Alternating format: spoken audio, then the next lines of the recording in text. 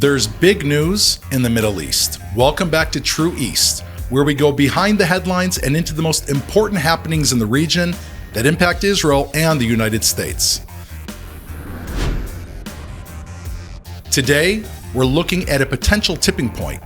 According to satellite imagery and foreign reports, the United States has deployed B-2 Spirit stealth bombers to Diego Garcia, a remote but strategically critical U.S. airbase in the Indian Ocean, well out of Iran's missile range, but close enough to strike deep into its territory. This is not routine. This is a message, a serious one.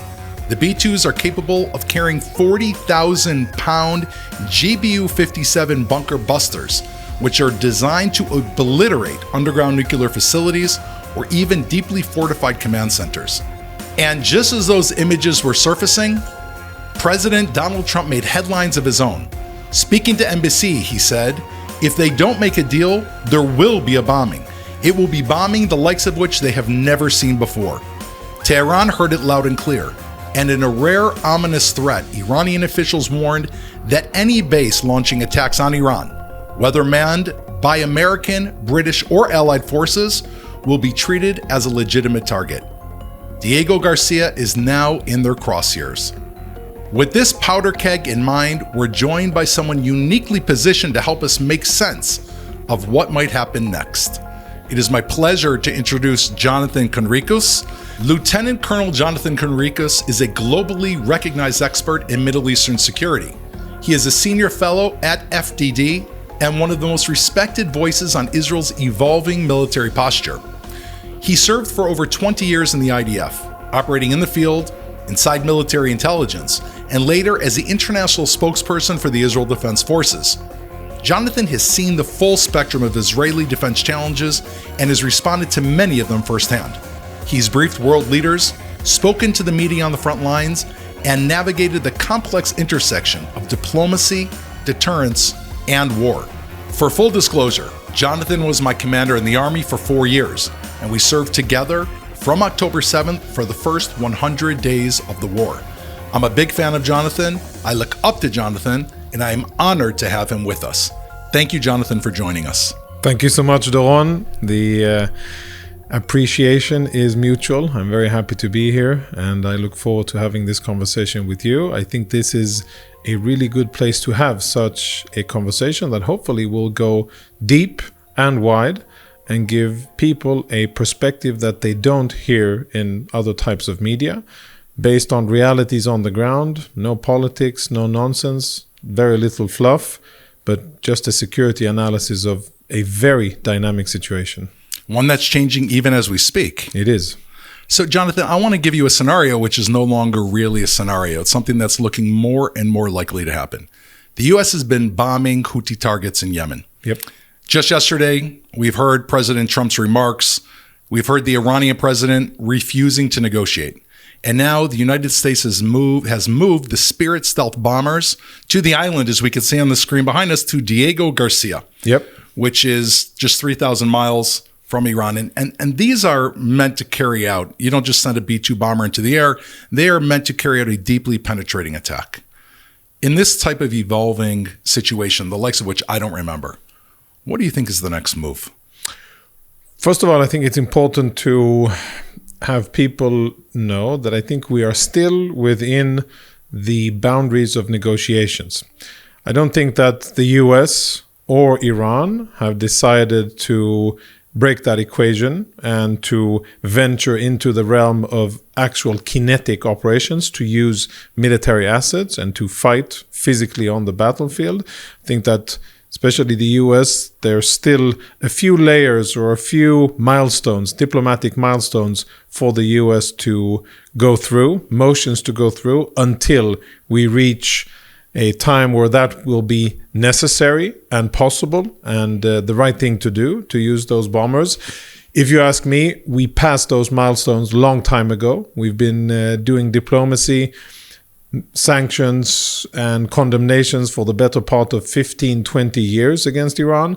And today, Iran is rushing towards weaponizing. They're no longer only enriching nuclear material. They've passed that milestone and they have that covered. It's no longer about enrichment. They have all the enriched material that they need. Now it's about weaponizing and really turning what they have into a functioning bomb, which, according to Israeli intel and American intel, is what the Iranians are busy doing now.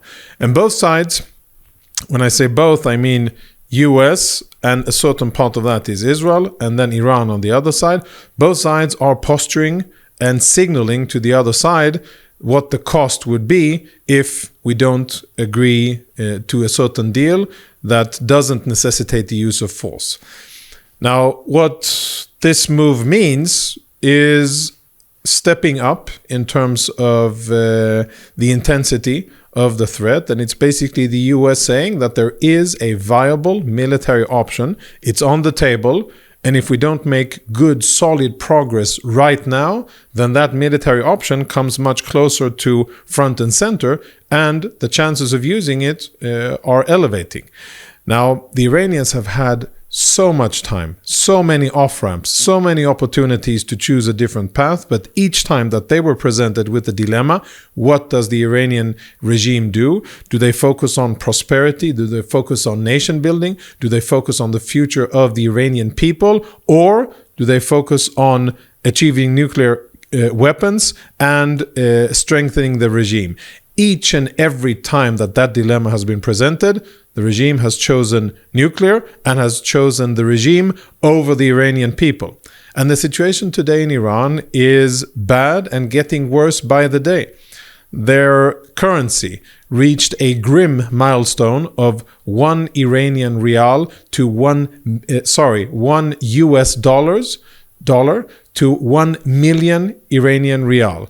It was 70 when the Iranian revolution started and when Khomeini and his mullahs took over Iran. And that type of management has really driven the country of Iran, rich in resources, rich in human capital and potential, vast in land and terrain. It has driven that country down the drain because the priority has been nuclear weapons, extremism, terrorism, and what they call the expansion of their Islamist revolution. So where we are now, bottom line, the stakes are higher. We are closer to using, the US is closer to using a military tool. And I think that it's really only a question of time before that or some other military tool becomes reality. I, as an Israeli, think that the likelihood, it is much more likely that Israel will find the courage and the tools necessary and actually go and do what needs to be done. I'm not entirely sure that the US is willing, politically, capable definitely, militarily speaking, but is the US willing to do so politically? Still unclear. But I think that Israel has, first and foremost, necessity. Israel has to take action because otherwise Iran will develop nuclear weapons and then they will have that giant nuclear umbrella to extend above all of their proxy terror organizations, those who remain and those that they will build in the future. And that will be a tremendous strategic challenge and a real existential threat for Israel. So Israel has the motivation, Israel has the tools. I think Israel is still waiting for the US to exhaust the process, the diplomatic process. Once that will be done, Israel will be faced with the reality of having the necessity to take action. And if you ask me, that is what Israel will do, hopefully not by itself. So if I look at the map and we're looking at, there's a 3,000-mile distance from Diego to Iran. Yep. And we can see from Iran to Jordan, Israel's kind of actually ironically missing on our map here. Yeah. There's something in between which is called Saudi Arabia, yep. right? For our viewers, Riyadh and all this large landmass is Saudi Arabia. Saudi Arabia and Iran had a surprising reconciliation, a degree of reconciliation that was carried out very recently, of all places in China. Yeah. But it was done. How do you see Saudi responding if Israel has to go through their airspace to attack Iran?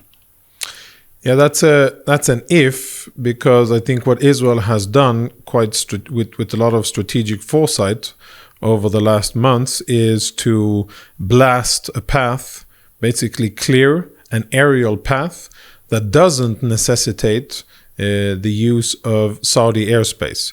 And what Israel did a few months back when HTS, Hayat Tahrir al-Sham, took control over Syria and unseated the Syrian dictator. A few days after that, Israel launched a strategic operation, very good one, very clean and very precise, where Israel took out almost all of the air defenses, I'd say all air defenses in Syria, and almost all of their strategic weapons and research and development facilities, but more to the point, air defenses. So today, if Israel needs to carry out operations above Iranian airspace, then Israel has the ability, according to my understanding, to do so with relative ease. Nothing is easy when you're flying in the Middle East, but relative ease in order to get to where they need to go. Iraq doesn't have a lot of air defenses, if at all, and once Syria isn't much of a threat, then that paves the way for Israeli planes to go in. Israel has the capability, fifth generation aircraft, the F-35Is, with the ability to penetrate and open up a path, and then other aircraft, 15s mostly, to deliver the ordnance. And then, of course, the dilemma, and I think you're very correct in speaking about Saudi, because the Saudis will be at kind of a dilemma when we look at tactical operations and the current military situation, but also when we draw the connection between that and the bigger geopolitical situation in the Middle East. We know, based on various reports, many of them I think very credible, that there is a deal in the works. It has been in the works for years.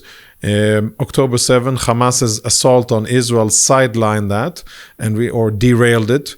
But the deal to be made is one of mutual recognition between the Kingdom of Saudi Arabia and the State of Israel, an expansion, a dramatic and very important and futurely prosperous expansion of the Abraham Accords, and to build that bridge between the Saudis and Israel. The dilemma for the Saudis will be, will they allow Israel to use Saudi airspace as part of operations? Interesting question. I think they will probably defer to the very last minute until they commit to something like that. And I think Israel will use creative ways in order to have various other options so that we won't have to rely on Saudi airspace. But what I think is more important is, where will it lead in the future? Right?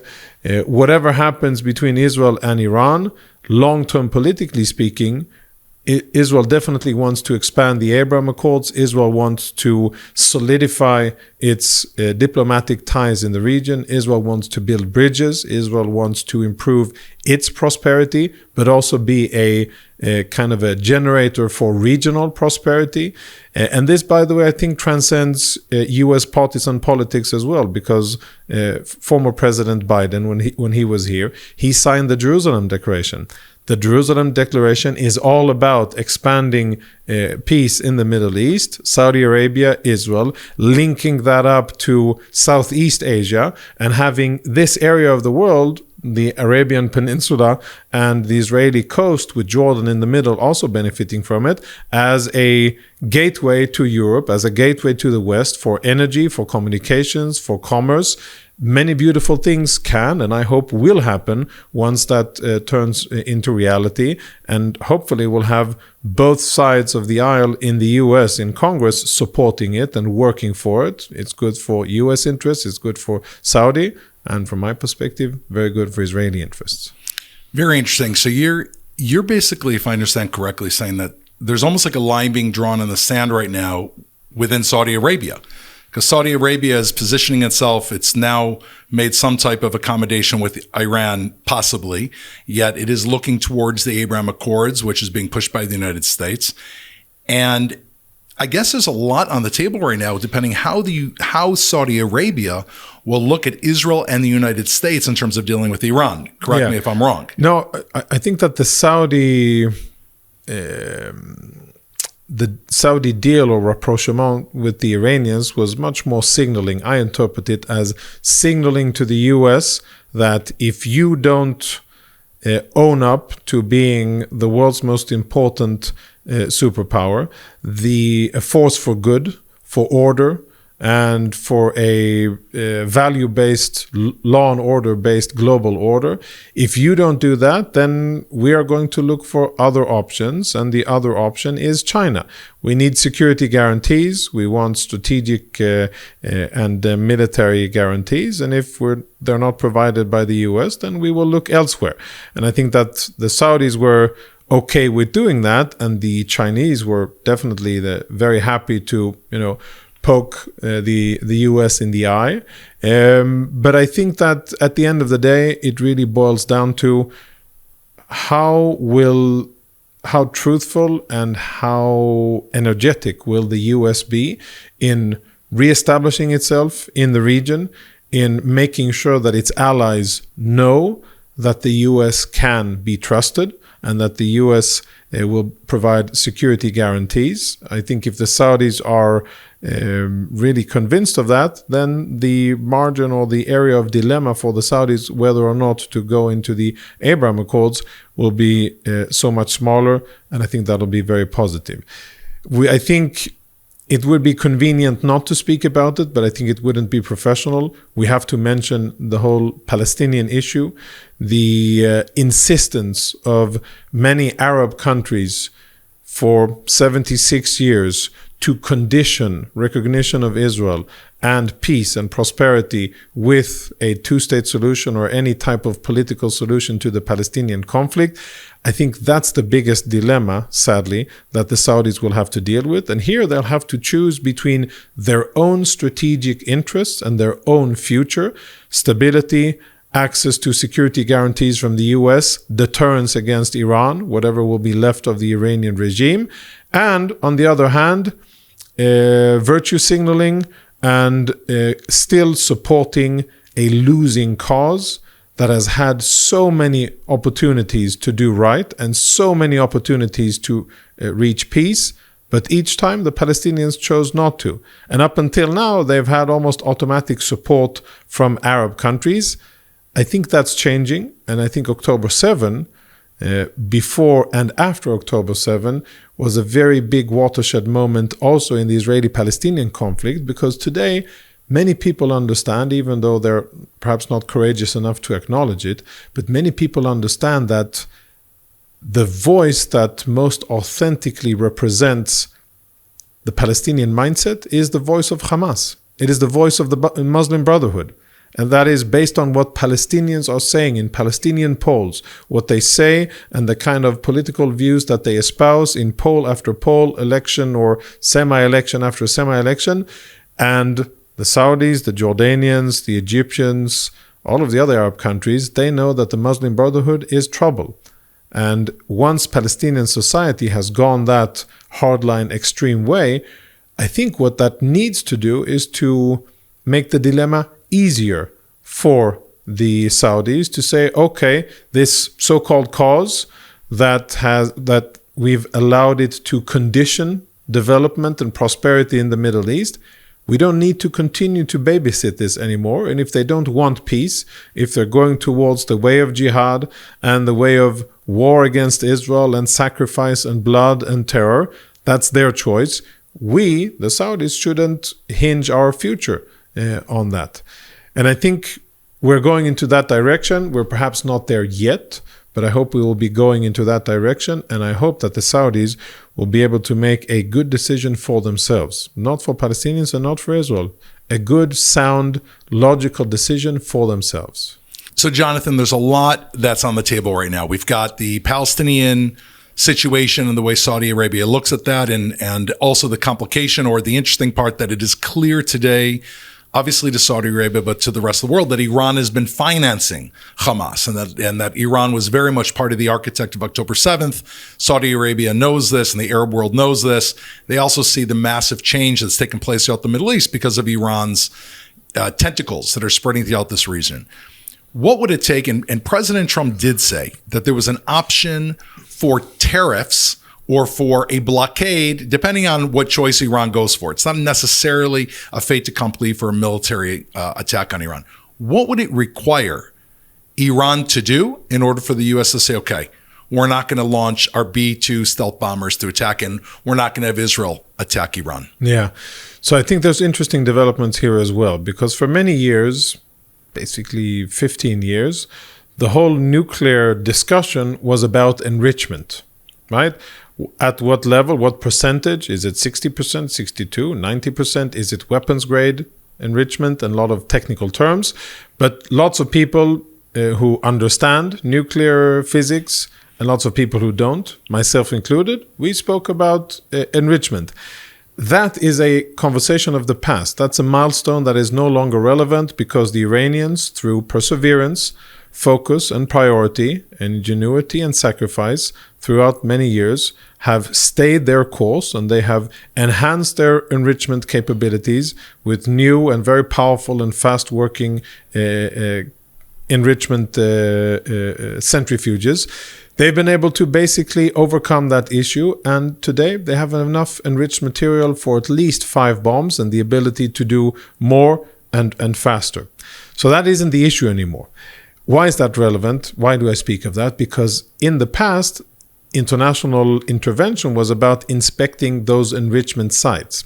Today, what we have to be looking at are all of the various sites in Iran where they may be conducting weaponization, where they may be doing experiments in advanced metals, detonating mechanisms, where they will be fusing everything together into warheads, where they connect a warhead to a ballistic missile. And all, that is where the conversation is now. And I think it was a positive milestone to hear President Trump, and also I think it was Waltz who spoke about it, National Security Advisor, who spoke about the need to inspect each and every location in Iran that is remotely related to their nuclear program, and to disarm. Not only inspect, but to have a full and complete disarmament of what they've been able to produce so far, and the infrastructure that the Iranian regime used in order to produce these capabilities. That's where we are now. And I think if the Iranians today understand that they're facing a real serious dilemma, where there's a real tangible military option on the table, and there's a political will to use it, Israel or the US or both, if they understand that that is where they are and that they have one out of 2 options, what they need to do in order to save themselves, save their future and perhaps their regime, is to abide by a very comprehensive and deep exposure of everything related to their nuclear research and weaponization. So that means full access for international observers to anything and everything related to nuclear enrichment, yes, various facilities, but also beyond that.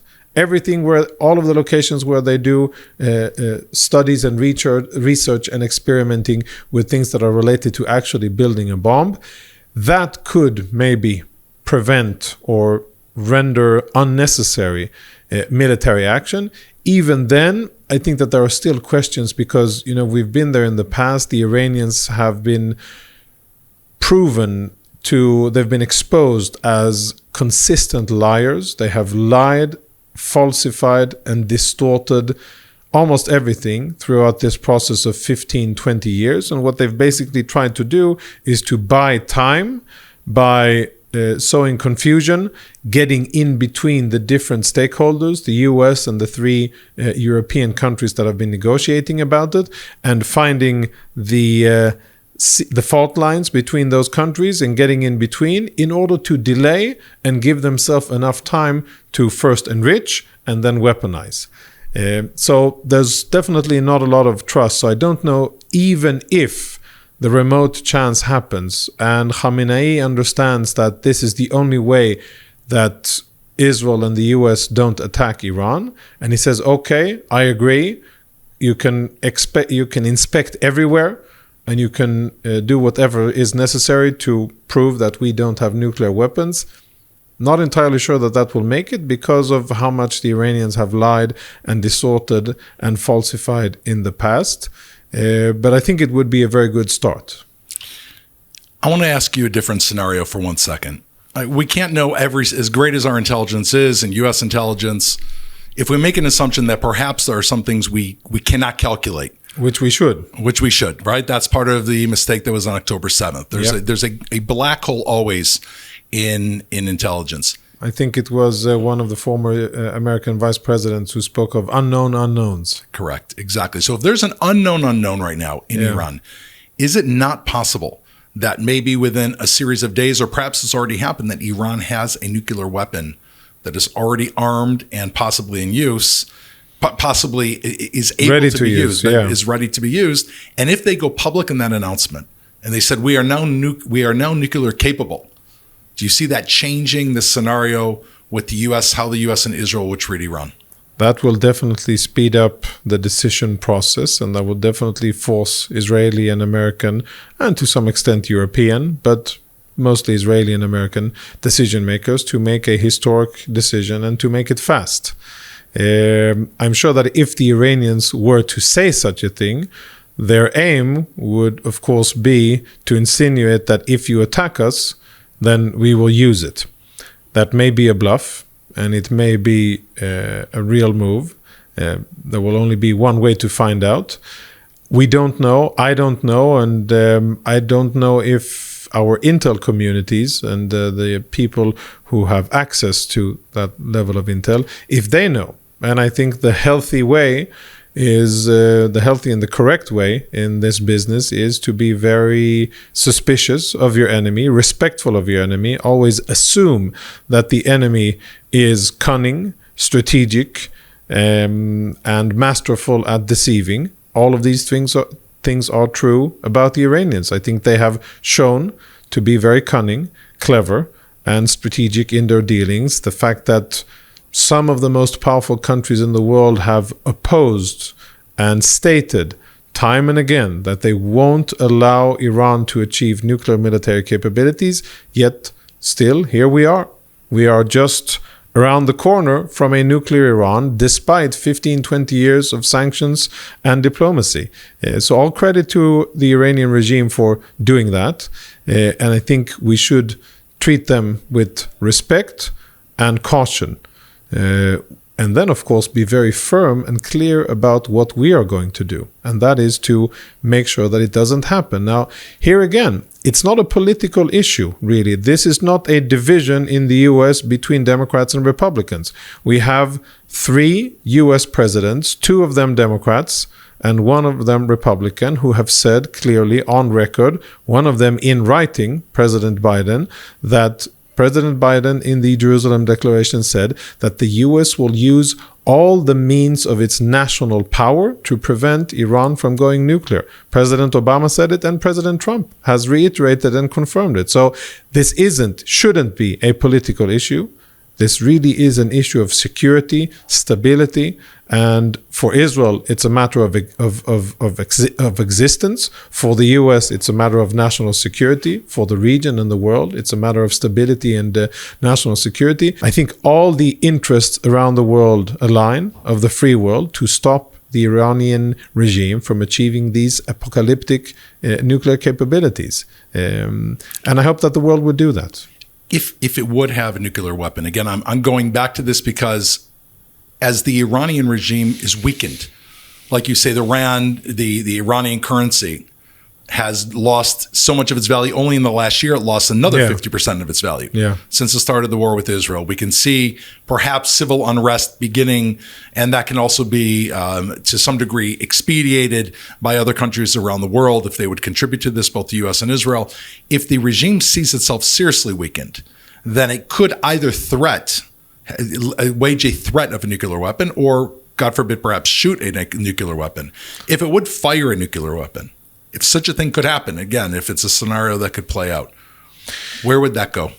Well, I think Israel has shown that's, of course, a scenario that goes a few steps, a few escalatory steps into the future. I think Israel has shown, together with its allies, first and foremost the U.S., a very good capacity to defend its airspace against incoming missiles, and that's super important. Again, joint US-Israeli weapons development, missile defense, just a proof of how of an excellent investment that has been on behalf of the US and Israel to develop the David Sling, to develop the Arrow together. These are stabilizing weapon systems that have allowed Israeli and American decision makers much more time to make calm and logical decisions and not have to respond to a catastrophe on the ground since Iranian missiles rained down on Israel and weren't able to be intercepted. So one, we have air defenses. They may be able to shoot whatever it is, shoot it out of the sky. I spoke about this on an interview just a few days ago on X, where it's important to understand what our enemies think. Israel has a long-standing policy of being ambiguous about its military capabilities, specifically whether or not it has nuclear weapons. And I think it's important to try to listen to what our enemies understand that we have. I think the common understanding amongst our enemies is that not only does Israel have nuclear capabilities, but Israel also has second strike nuclear capabilities, which is very important in terms of deterrence, because it makes sure that our enemies understand that even if they are crazy enough, reckless enough, and suicidal enough to fire and to use such a horrible weapon of mass destruction against Israel, even if it would strike in Israel, Israel would still have the ability to make sure that far worse things happen to whoever fired that missile at Israel, missile or missiles at Israel. And that is, of course, very important when it comes to deterrence. So I think that's part of the calculation. But, I wouldn't want to be in that scenario, of course, anyhow. And I wouldn't want to be in a scenario where any enemy country has that ability to flex a nuclear umbrella. Imagine a scenario of October 7, 1 or 2 Iranian proxies invade into Israel, butcher, rape, burn, pillage, take hostages. Israel prepares to defend itself by attacking the enemy. And then the Iranians open their nuclear umbrella and say, well, if you do that, we will see that as, and they'll make up some excuse, an attack on Muslims, and we see ourselves as the defenders of Muslim faith or holy lands or whatever pretext they'll use. And if you do, we will use the tools available. And that could force Israel into a very inconvenient geopolitical situation, regardless of which administration is in the White House. And that's an area where we don't want to be. And it should be prevented. If you and I are sitting here in 1 year and the US decide and Israel decide not to strike Iran. Yeah. And there's some type of inspection policy that goes on, and we can assume, as you've said, that the Iranians would allow some inspections, perhaps. They're not going to allow all of them. They'll begin to delay. If we have the same conversation in a year, do you think that the nuclear threat coming from Iran will be different? That by that time, they will have the capacity to... Based on all the information that I've seen from credible Israeli sources and what I've listened to from US officials, we don't have a year. We don't have a year. And if we sit here in a year and talk about inspections in Iran, then we probably missed the train, and we're in a totally different environment, not in a good way. I think that we are very close to decision time. I think that many years of diplomacy have passed, many years of sanctions on and off that have certain effects and then no effects and then effects again on the Iranian economy. They have passed, and we still have not achieved, the world hasn't achieved what it wants to do, and that is to prevent this crazy, extremist, totalitarian regime from having apocalyptic weapons of mass destruction. So if we sit here in a year and debate it, that will not be a good sign. I think that in the coming weeks is when we will see action. I think it will be done by Israel. I think it will be done with US support, indirect support, but there will be US support, because I don't see any other way. I see the Iranian regime hell-bent on achieving these capabilities. They are too far into the game, and they have vested so much of the prestige of the regime, the assets, and so many Iranians have suffered for it, that I think that they're going to go all in, even if it is absolutely the worst thing for the Iranians to do. And I regret that. But I think that at the end of the day, Israel has shown that it has the capacity through our Air Force and Special Forces and Mossad, and it has the political will to do what it needs to do in order to defend itself. And this is a possible existential threat to the state of Israel, and as such, Israel is forced to take action. And I don't think that we have a year. Jonathan, you're basically painting a very clear picture of brinkmanship, that I guess the introduction of the Trump administration is that it has accelerated the brinkmanship between the U.S. and Israel and Iran, where at this point in time, based on the U.S.'s insistence on what it's asking to do, to inspect every single site, and the likelihood that Iran will refuse to walk back their nuclear program, and now that there's kind of teeth in the deal, we're looking at some decision in the next few weeks. I want to bring us to the eventuality that a strike takes place. And if there's a strike that takes place, most likely Iran has said that it would target U.S. and British assets that are involved, but I'm also assuming it would target Israeli assets. We've seen waves of 500 missiles and suicide drones come from Iran. What could a possible response from Iran towards Israel look like in that scenario, putting aside any nuclear capabilities whatsoever? Yeah.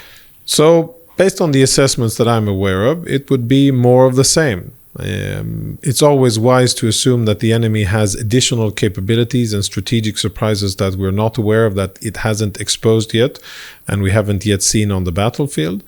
But I think currently what Iran did twice when they attacked Israel was to use massive reliance on standoff capabilities, so drones, rockets and missiles that they fired from afar, and they enjoyed very limited success in terms of striking their intended targets in Israel. Almost no casualties and extremely limited damage to any infrastructure of importance in Israel. I might have said different things if the second Iranian strike had been different from the first, but it really wasn't. It was just more of the same. More missiles fired in a shorter time frame against less targets, so they had more missiles per target. I think that it would be something similar. Could you see Hezbollah entering the framework here to try to overwhelm Israel's defense? They still have capability? They have significant capabilities, but I think that is, by the way, a very big difference. And, the whole history the whole balance of power in the Middle East has changed as a result of Hamas's attack on October 7. Before that, when Hezbollah was still intact, when Hassan Nasrallah, his supreme military command, the military headquarters, and when the Radwan unit were still intact, they held significant deterrence over Israel in preventing Israel from doing anything against Iran's nuclear facilities or against the Iranian regime. Why? Because 150,000 rockets were aimed at Israel from Hezbollah. And I know, based on my conversations with Israeli decision makers, military and elected officials, that deterrence was real and effective. It prevented Israel from taking action that, in my mind, and many other people's minds, it should have taken a long time ago. That is now very different. It's not out of the equation, but Hezbollah today is a very pale shadow of what it was before October 7. They're suffering from significant issues. They've been defeated on the battlefield. Most of their leadership has been decimated. They are suffering politically in Lebanon, and they're in the worst position locally that they've been in the last 20 years. These are not things to be taken lightly for Hezbollah, and perhaps most importantly, they have a serious issue of logistics. They currently do not have the ability to make sure that they have heavy supplies provided by Iran through Iraq and then Syria into Lebanon. Why? Because the Syrian dictator fell, and the current landlords in Syria are not positively inclined towards Hezbollah or towards the Iranians. That presents a significant problem for Hezbollah, because they know that anything that they will shoot today will leave a gap in their arsenals because they currently do not have a industrial way to replenish what they fire. And that's an important calculation. And Hezbollah is an organization that I think thinks long term. And I don't think that they would really jeopardize their very existence by getting involved in such a thing. Now, what it really boils down to, and I think another point that's really interesting to think about is, can the Iranian regime survive a strike on its nuclear facilities? Can it survive that in terms of humiliation, in terms of what it would mean for their prestige? And how would the Iranian street respond? The everyday people who I'm sure won't be happy that a foreign country is invading its airspace and dropping bombs, but maybe they will see it as an option or an opportunity to get rid of the Iranian regime, which has been controlling and oppressing the Iranian people since 1979. That's why there's more to it. This isn't only about nuclear weapons. That is definitely front and center and topic number one. That's the regional menace, and that is what Israel and the US and the West need to deal with. But there's more at stake here, and that's why things are so tense, because this could mean the end or the undoing of, it could be the final domino of the Iranian regime. The first domino that fell was Hamas. When they launched the attack on Israel on October the 7th, subsequently pushed back and defeated by Israel, Hezbollah were dealt a severe blow, and the Iranians exposed themselves for less than what we thought they were. If there's now military action against their nuclear program, that could really jeopardize the regime. And I think that is why things are so tense, and that is why I think we're seeing lots of signals of distress from the Iranian regime, because there is a lot at stake. Have you heard contingency plans for, if there is a strike on Iran and there's destabilization, a way for the citizens, the civilians in Iran to act against the government? I mean, what we've seen in the past 2 years is they've stood up when the woman had uncovered her hair and they had killed her. Yes, women, life, freedom. Yeah. Exactly. And they stood up and they were, mowed down in the streets with incredible bravery and courage. They came out with wooden clubs against, the Iranian force with the assault rifles.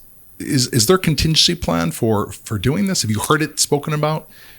I have. First of all, I think, change in any society only comes from within. And I think that the Iranian people, women and men, have proven themselves to be very brave. I think that around the world, there are so many examples of brave Iranian patriots in the US, in Germany, in France, in Canada, Australia. Almost wherever I go, I meet very brave, very intelligent, very well-spoken, very proud Iranian patriots who have been forced out of their country by this extremist regime. They, by the way, long to get back to their home country and to reclaim their country from the hands of crazy jihadists who have taken control over it. Real change comes from within, and I think that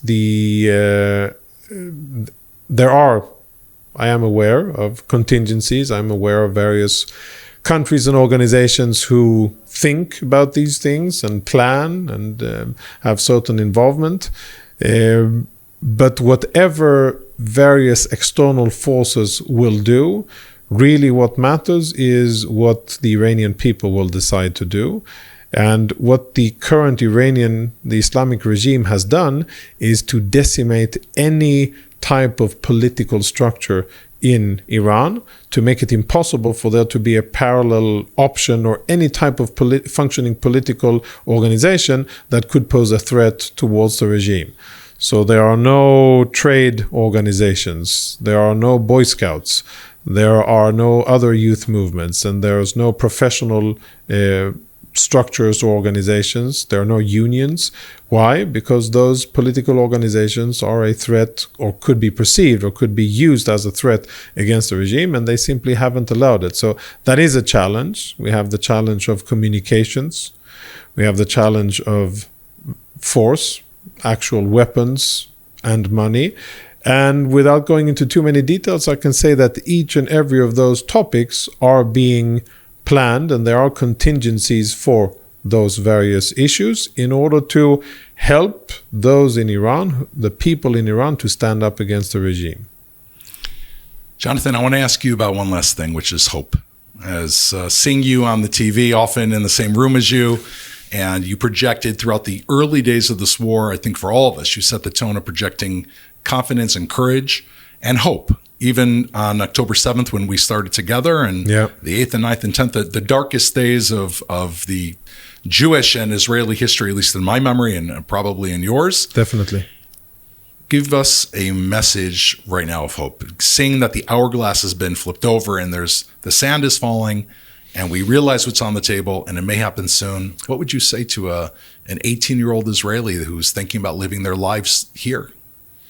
Well, I'd say what I tell my kids who happen to be 18 years old, two of them. And I'll say that, when it boils down to the bottom line, this is our ancestral homeland. It has always been contested. Never in history has it been easy, peaceful, and in lovely neighborly relations. You know that extremely well from your background at Ir David, and you've documented it in your book. And I think that our story is, unfortunately, a story of battle and of other people who are trying to chase us out of our homeland. I am hopeful about the future, even though many mistakes have been made, even though I have a lot to say about the decision-making process in Israel, and I have a lot to say about our political leadership. I think many horrible mistakes have been made and are being made as we speak. Despite that, I am hopeful about the future.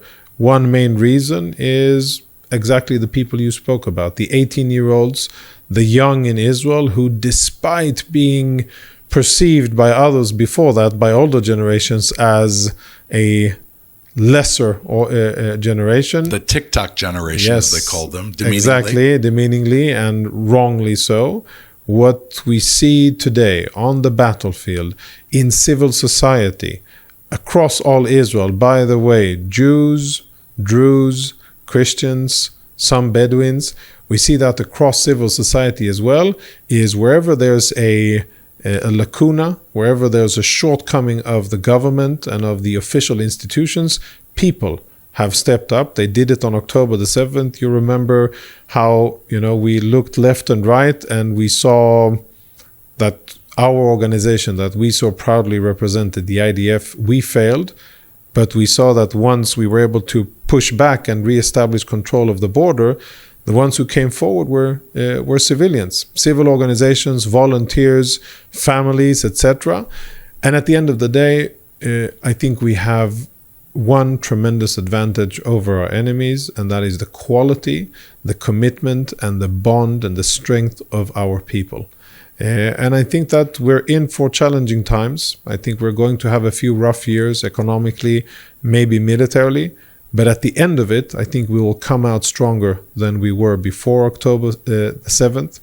I hope that we will have a different type of leadership that will harness the positive forces in Israeli society, Jews and non-Jews alike, rally them around positive notions of respect, of prosperity, of identity, and then move forward in a democratic and Jewish way into prosperity, and to really use the beautiful forces and energy that we have in Israel, and not to enhance the differences and the differences and the other opinions that we have in society, but really to move forward, creating a more unified story. If we do that, then I think we have a beautiful future. Never mind or regardless of the stormy waters around us, we'll be able to overcome those. But our strength is in the future generation, their belief and connection to the land and to the country, to the state. And I think that I am hopeful that that will be the case. And I'm also hopeful that we'll be able to weather the storm and come out stronger than we were before.